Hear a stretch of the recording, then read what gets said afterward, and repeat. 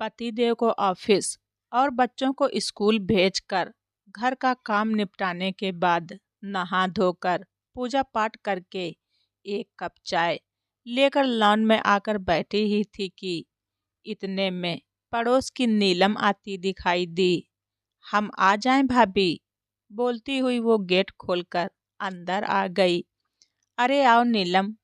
नीलम को मालूम है कि इस समय मैं फ्री होती हूँ, इसीलिए नीलम जब भी आती है तो इसी समय आती है। नीलम तुम बैठो, मैं एक कप चाय बनाकर लाती हूँ, कहते हुए उठ ही रही थी कि नीलम ने मेरा हाथ पकड़कर मुझे बिठा लिया और बोली, भाभी बिल्कुल भी मन नहीं है चाय पीने का। मैंने पूछा, नीलम आज तुम कुछ बेचैन सी लग रही हो। मैं उसकी इस बेचैनी का कारण पूछे बिना नहीं रह सकी। वैसे तो जब से वो शादी करके आई है मुझसे इतनी घुल मिल गई है कि हम दोनों ही अपने अपने मन की बातें एक दूसरे से कर लेते हैं। उनके बच्चे भी मुझसे काफ़ी घुले हुए हैं, खास तौर से छोटा वाला कार्तिक। जब कार्तिक की शादी हुई तो आंटी जी ने काजल लगाने की रस्म मुझसे ही करवाई थी और बड़ी भाभी होने का नेग भी दिया था। मुंह दिखाई की रस्म के दिन जब मैंने नीलम के हाथ में अपना गिफ्ट रखा तो आंटी के कहने पर उसने मेरे पैर भी छुए। उसी दिन मैंने कहा था, आंटी इसे मैं अपने पैर नहीं छूने दूंगी, इसे तो गले से लगाऊंगी। मुझे तो इसे देखकर अपनी छोटी बहन की याद आ गई। उस दिन के बाद से हमारे बीच एक अजीब सा रिश्ता बन गया। कहती तो वो मुझे भाभी थी, पर मानती बड़ी बहन की तरह ही थी। शुरू शुरू में नए घर परिवार में तालमेल बिठाने में परेशानी तो होती ही है। मैं भी गुजर चुकी थी उस दौर से, इसीलिए मैं हर बात की सीख बड़ी बहन के नाते से उसे देती। धीरे धीरे वो घर में घुल मिल गई। हमारे रिश्ते और मेल जोल बढ़ते ही चले गए। नीलम की दोनों जिठानियाँ अपने अपने घर जा चुकी थीं, क्योंकि दोनों बड़े भाई बाहर नौकरी करते थे। कार्तिक माँ के साथ रहता था, इसीलिए नीलम को ही घर संभालना था। नीलम इस बीच एक प्यारी सी बेटी की माँ भी बन गई थी। अब तो घर परिवार में व्यस्त हो गई, फिर भी समय निकाल कर कभी कभी आ जाती। भाभी आज हमारा मूड काफ़ी खराब है, पर कैसे कहें, सारी बातें समझ नहीं आ रहा। आप भी न जाने क्या सोचेंगी सुनकर हमारे बारे में। अरे पगली, ऐसी भी क्या बात हो गई? क्या कार्तिक से लड़ाई हो गई या आंटी से कुछ कहा सुनी हो गई? नहीं भाभी, ऐसी कोई बात नहीं है। भाभी आप मेरी कसम खाइए, किसी से कुछ नहीं बताएंगी, यहाँ तक कि भाई साहब से भी कुछ नहीं कहेंगी। लो तुम्हारी कसम खाती हूँ, अब तो बोलो ऐसी क्या बात हो गई? मेरा कहना था कि उसका रोना शुरू हो गया। मैं आश्चर्य में रह गई। ऐसी क्या बात हो गई? अभी तक मैंने उसे कभी इतना परेशान नहीं देखा था। मेरे चुप कराने पर, सांत्वना देने पर उसने जो कुछ बताया वो मैं चुपचाप सुनती रही। भाभी बात हमारी शादी की पहले की है। हम गर्मी की छुट्टियों में अक्सर मम्मी के साथ अपने नानी नाना के यहाँ जाया करते थे। हमारे भाई बहन, हमारे मौसी मामा के बच्चे, हम सब हम उम्र होने के कारण आपस में काफ़ी घुल मिल गए थे। हमारे छोटे मामा जी का बेटा विभोर उम्र में हमसे 2 साल बड़ा है। धीरे धीरे हमारी दोस्ती गहरी होती चली गई। शुरू शुरू में हमने ज़्यादा ध्यान नहीं दिया कि वो हमसे कुछ ज़्यादा ही खुला हुआ क्यों है, लेकिन बाद में आभास हुआ कि उसके मन में हमारे लिए तो कुछ और ही भावना थी। उसका व्यक्तित्व इतना आकर्षण कि हम भी उसके प्रति आकर्षित होते चले गए। घूमना फिरना, मूवी देखना, घंटों बातें करना, ये सब हमें और करीब लाता गया। उम्र के उस मोड़ पर भावनाओं में बहकर हमने ऊंच नीच का ध्यान ही नहीं दिया। हमारी नानी कभी कभी हमारी मम्मी से कहती थी कि इस तरह इनका ज़्यादा मेल जोल ठीक नहीं। तब मम्मी कहती थी कि माँ, अब आप पुराने ज़माने की हो गई हो। आजकल के बच्चे अपने हम उम्र भाई बहनों के साथ ऐसे ही दोस्तों जैसा व्यवहार करते हैं। आपकी आशंका गलत है। इस पर नानी भी चुप हो जाती। काश उस समय नानी की बातों पर मम्मी ने ध्यान दिया होता। उम्र के उस नाजुक मोड़ पर जो रिश्ते बने, उनकी जानकारी का आभास हमें तब हुआ जब विभोर हमारे वापस लौट आने पर भी हमें खत लिखता, घंटों फोन पर अपनी भावनाओं का इजहार करता। हमारी शादी पक्की हो जाने पर उसके गुस्से भरे खत आने लगे।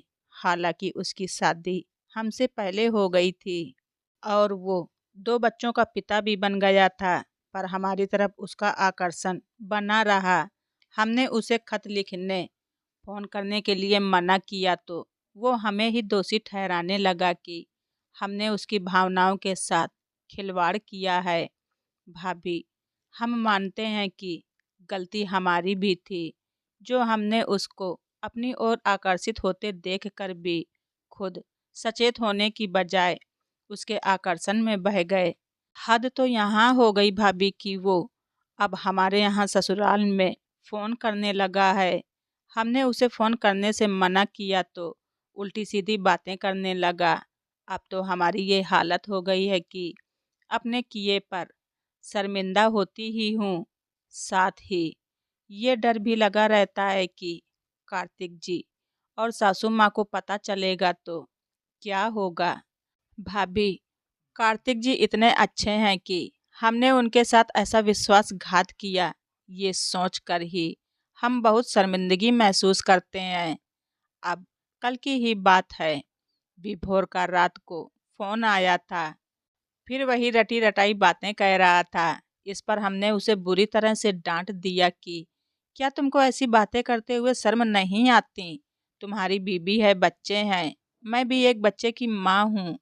क्या अब ये सब तुम्हें शोभा देता है? अब दोबारा फोन किया तो मुझसे बुरा कोई नहीं होगा। इस पर वो बेशर्मी से बोला, फोन तो जरूर करूँगा, एक बार नहीं बार बार करूँगा। बोलो, मेरा क्या बिगाड़ लोगी? ये तो गनीमत थी भाभी की उस समय तक ये ऑफिस से वापस नहीं आए थे और मम्मी जी भी सो चुकी थी। भाभी, अब आप ही कोई रास्ता बताइए, हमें तो कुछ भी समझ में नहीं आ रहा। और फिर वो सिसक सिसक कर रोने लगी। मैंने भी दुनिया देखी है, इतना देखती सुनती हूँ। उसकी मनोव्यथा सुनकर समस्या का क्या हल हो सकता है, ये सोचने लगी। परेशान तो मैं भी हो उठी थी। मैं नहीं चाहती थी कि ऐसी कोई घटना हो जिससे 2 परिवार बिखरें। नीलम का तो रो रो कर बुरा हाल हो गया था और मैं भी असमंजस की स्थिति में थी। उससे दिलासा दिया कि कोई ना कोई उपाय जरूर निकल आएगा, क्योंकि गलती नीलम की भी थी। इसीलिए मामला ज़्यादा उलझ गया। नीलम तो पूरी बात बताकर चली गई, पर मेरा मन बहुत असहज हो उठा। सोचती रही कि इस समय इसका क्या हल निकाला जाए, पर कोई रास्ता नहीं सूझ रहा था। कहते हैं ना कि भगवान सारे रास्ते एक साथ बंद नहीं करता, एक ना एक दरवाजा तो खुला छोड़ ही देता है। हर भूल को सुधारने के लिए रास्ता भी वही सुझाता है। हुआ भी वही कि ऑफिस के काम से कार्तिक को एक सप्ताह के लिए दूसरे शहर जाना था, पर सिर्फ कार्तिक के जाने से रास्ता नहीं निकल रहा था।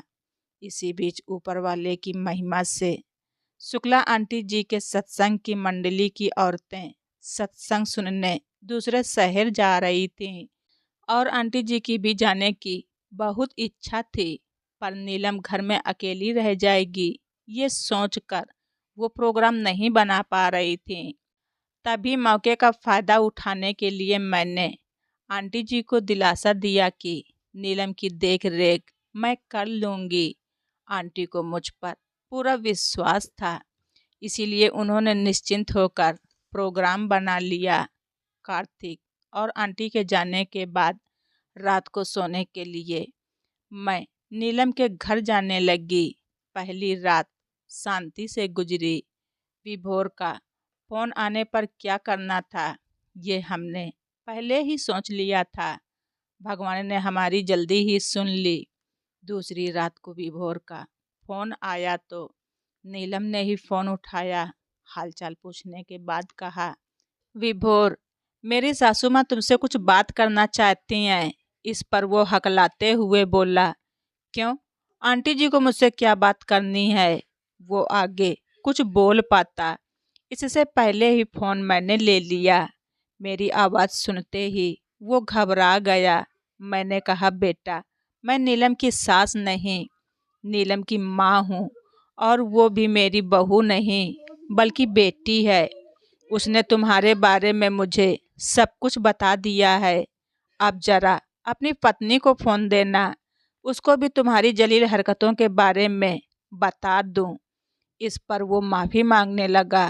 कहने लगा, आंटी जी, मैं कसम खाता हूँ आगे से नीलम को परेशान नहीं करूँगा। मेरी पत्नी को ये सब पता चल गया तो वो घर में हंगामा खड़ा कर देगी। वैसे ही वो बहुत शक्की स्वभाव की है। मेरी बसी बसाई गृहस्थी उजड़ जाएगी। प्लीज आंटी जी, ऐसा मत कीजिए प्लीज।